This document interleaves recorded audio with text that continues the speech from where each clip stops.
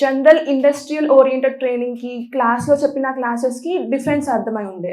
నేను రీసెర్చ్ చేశాను. మన 4 years జర్నీలో ఎంతో కొంత నేర్చుకున్నాం, బట్ అవుట్పుట్గా ప్లేస్ అవ్వలేదు most of the people. Reason ఏంటి?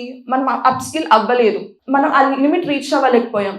బట్ ఒక 3 months ట్రైనింగ్లో ఆ 4 years చెప్పిన కాన్సెప్ట్స్ అన్ని కవర్ చేసి ఒక ప్లేస్మెంట్ తెచ్చుకోవాలి. సో నేను ఏ ట్రైనింగ్ సెంటర్ జాయిన్ అవ్వాలి అని చూసాను.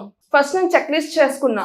వేరే కోచింగ్ సెంటర్స్ ఏంటంటే 3 months or 4 months ట్రైనింగ్ అయ్యాక అప్పుడు ఎగ్జామ్ పెట్టి నువ్వు ఆ టాప్ 10 members ఉంటే అప్పుడు ప్లేస్మెంట్ సజెషన్స్ ఇస్తారు.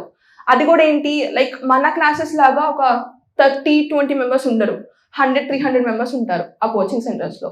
ఇంటర్వ్యూస్ అటెండ్ అవుతున్నప్పుడు ఫస్ట్ మనకి ఏం తెలియాలంటే ఇంటర్వ్యూ ఎలా క్రాక్ చేయాలి, దానికి ఒక మెంటర్షిప్ కావాలి. సో నాకు ఆ మెంటర్షిప్ ఇక్కడ వచ్చింది.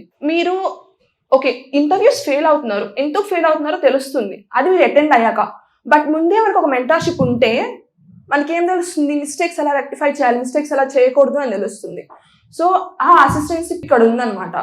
నెక్స్ట్ వచ్చేసి మెయిన్ థింగ్, ఎవరైనా ఏ కోచింగ్ సెంటర్లో జాయిన్ అయినా కానీ మెయిన్ గోల్ ప్లేస్మెంట్స్.